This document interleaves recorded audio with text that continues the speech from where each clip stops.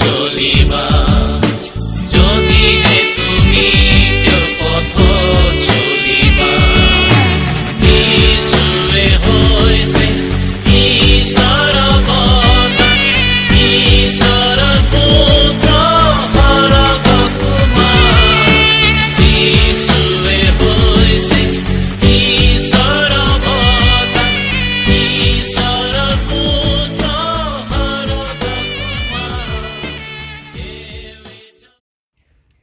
মহান ত্ৰাণকৰ্তা প্ৰভু যীশু খ্ৰীষ্টৰ মধুৰ নামত আপোনাক অভিনন্দন। পবিত্ৰ বাইবেলৰ মথি লিখা শুভবাৰ্তা 7 অধ্যায় 9 আৰু 10 পদত আমি এইদৰে পঢ়িবলৈ পাওঁ, কিয়নো পুতেকে পিঠা খুজিলে তাক শিল দিব, মাছ খুজিলে সাপ দিব। তোমালোকৰ মাজত এনে কোন মানুহ আছে?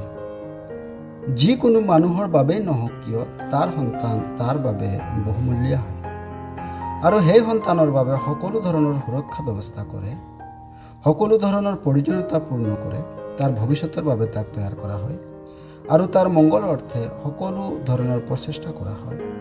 প্ৰভু যীশুৱে সোঁৱৰাই দি এই কথাকেই কয়, কিয়নো পুতেকে পিঠা খুজিলে শিল দিব, মাছ খুজিলে সাপ দিব। তোমালোকৰ মাজত এনে কোন মানুহ আছে? কোনো নাই। আমাৰ স্বৰ্গীয় পিতৃ ঈশ্বৰে সকলো মানুহৰ হিতক চিন্তা কৰে আৰু মানুহৰ জীৱনৰ সবাতকৈ ডাঙৰ প্ৰয়োজনীয়তা লৈ মনোযোগ দিয়ে।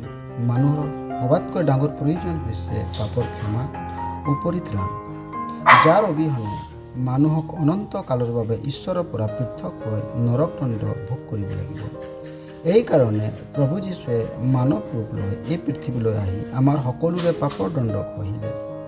তেওঁ আমাৰ বাবে মৰি তৃতীয় দিনা মৃত্যুবিলাকৰ মাজৰ পৰা জি উঠিল, যাতে তেওঁ বোৱাই দিয়া তেজৰ দ্বাৰাই তেওঁক বিশ্বাস কৰাবিলাকে পৰিত্ৰাণ পায়। ঈশ্বৰে সকলো মানুহকে প্ৰভু যীশুত পৰিত্ৰাণ পোৱাৰ সুযোগ দিয়ে।